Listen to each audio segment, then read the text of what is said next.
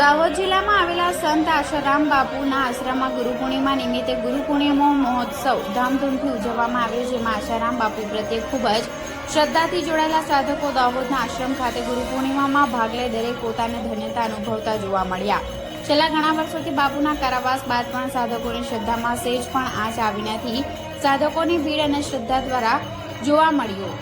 દાહોદ આશ્રમ ખાતે ભજન, સત્સંગ, કીર્તન અને સાથે સાધકોને ભોજન પ્રસાદી આપવામાં આવી અને આશ્રમમાં આવેલા વટ વૃક્ષનો પણ મહિમા કંઈક અનેરો જોવા મળ્યો, જેમાં વટ વૃક્ષ પાસે પોતાની મનોકામના જે પણ સાધક માંગવામાં આવે તે ફળે છે. દરેક સાધકો પોતાની શ્રદ્ધા અનુસાર વટ વૃક્ષના પ્રદક્ષિણા કરે છે અને શ્રદ્ધાથી મનોકામના સિદ્ધ. વટ વૃક્ષ બધાની મનોકામના સિદ્ધ થાય છે.